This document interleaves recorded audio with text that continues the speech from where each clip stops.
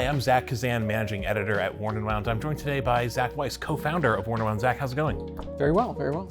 We have a table full of new IWC Ingenieurs in front of us today. These are part of their Watches and Wonders 2025 lineup. Yes, they are. Yeah, so they introduced the Ingenieur in steel and titanium 2 years ago, Watches and Wonders, and they've now extended the line in a number of different ways. We've got 3 different sized Ingenieurs here, all representing a new size for the Ingenieur. I think we should probably start with what I think is going to be the headline grabber coming out of the show. Is this ceramic Ingenieur, 42 millimeters. What are your thoughts on the new ceramic Ingenieur? Well, first of all, interesting, because I would have said a different one was the headline grabber. Maybe we can get to that. So yeah, it's a little bit bigger, so 42, black ceramic. Something they pointed out with this one is that it has like a lot of like technical finishing for ceramic. So there's really nice brushing on it, some diamond polished facets. It is a beautifully finished piece, like brushing, satin finish, and polish. And polishing, yes. There's polishing, particularly around the edge of the bezel. Like just seeing it on a table, I would probably think it was a black metal, not ceramic. It is really well finished. And obviously IWC has a long history with ceramic. They were the first to use ceramic. Sure. So, you know, it's not surprising that they would make this. But it's interesting that, you know, with all these, there's a new size and new material like going on here. This one also uses the caliber 82, I believe, which is, you know, according to them, like a little bit of a higher end movement, has a Peloton winding system. I think that was something that people were asking for. So I feel like it's sort of meant almost as like a performance version of the Ingenieur, really leaning more into the sporty side of the concept. Size-wise, you know, it's like I prefer, I think, the 40 and the under, but visually, this is like probably one of my more preferred versions of the watch. It's just these integrated watches look, I mean, they look slick and black, you know. Yeah, and like it wears very well. Like ceramic has like a nice feel like on the wrist, I think. It's just very striking compared to steel, and obviously we have a gold one here. I think that there's something about like a black ceramic integrated bracelet sports watch that has a different sort of appeal than a metal watch, I think. Yeah, it's also nice and thin. Yeah, very thin, very easy to wear. Yeah, very cool piece. So you mentioned this is maybe not the one that would stand out to you. So what is the one that would stand out to you? So to me, it would be the 35 millimeter models.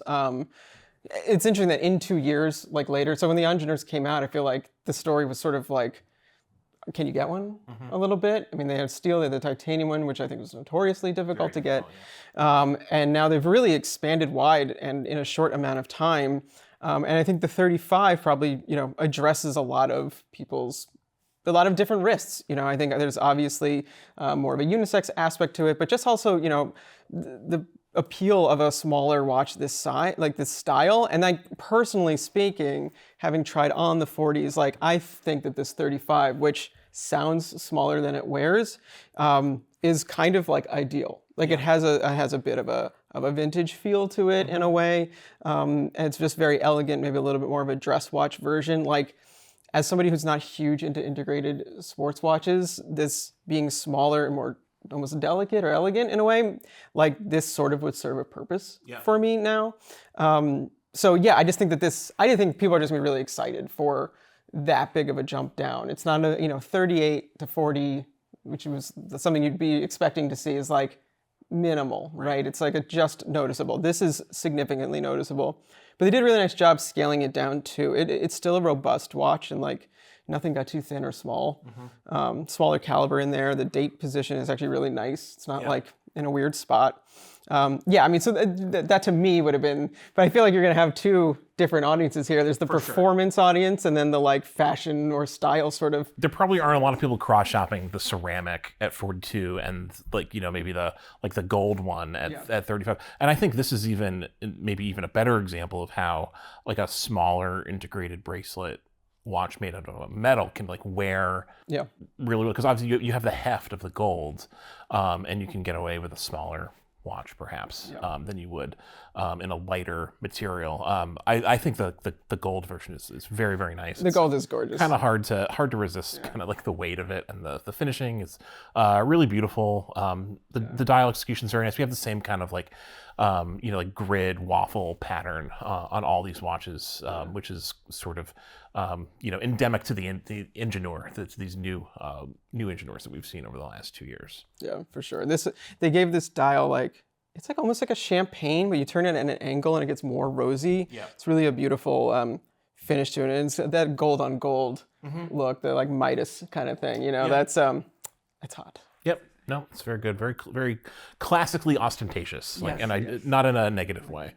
And so then this is another. I mean, people will be talking about all these watches, but this one certainly will have its audience as well. This is the Ingenieur 41 perpetual calendar, taking that Kurt Kloss designed perpetual calendar and putting it in the Ingenieur. This is something that we've seen IWC do throughout their catalog. This is a movement that's going to be very familiar to a lot of folks. A blue dial, multiple finishes on the dial, stainless steel case. This one kind of feels like, to me, the most logical kind of extension of the original Ingenieur. It kind of it looks the most like the Ingenieur that we saw 2 years ago, just with the addition of the perpetual calendar. What do you think of the perpetual calendar variant? I mean, to me, the most surprising thing is that they would do these all at once. Once again, it seems kind of like that would be a little bit further down the road, perhaps to introduce complications, because like talking about cross-shopping, like this customer might very well be that customer kind of a thing at a different time. I think it's very well integrated into it in terms of proportioning. It doesn't seem that much larger. It is definitely a heftier watch. It's a little bit thicker, noticeably, than the time and date. Yeah. And this is, I don't know the exact caliber numbers, but this one doesn't have like the 2-digit year on it. It's the one I think they believe is in the Portugueser model. So a little bit more elegant, perhaps, looking.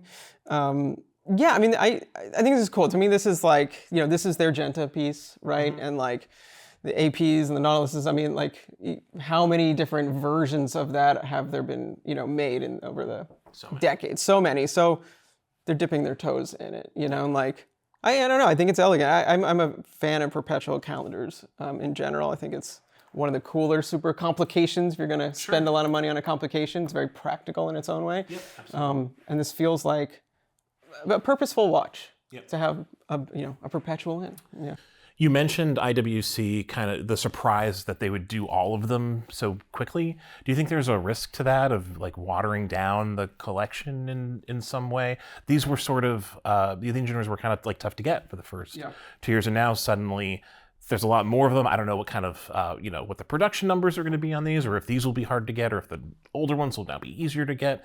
That's, TBD, I think, in a lot of ways. But what do you think of the strategy of kind of like introducing a bunch of these at once? Yeah, I mean, I think it's like a double-edged sword. Like if they did it trickled out one per year, then you have the sort of like buyer's remorse potential, especially if people have been waiting a long time for theirs and they get it in, and then, oh, that's the model I really wanted, comes out next.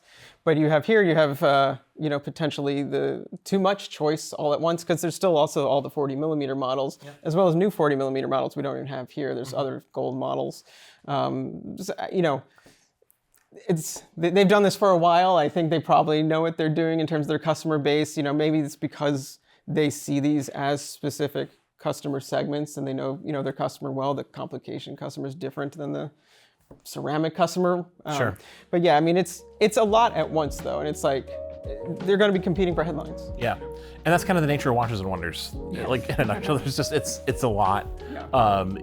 Brands are they're on full throttle, just releasing as many novelties as they can, and as we can write about and talk about on video. So, Zach, thanks a lot for coming on and talking about the new Ingenieurs. We'll have a lot more on these watches on the website, so hit the link in the description for that, and we'll see you next time on Worn and Wound.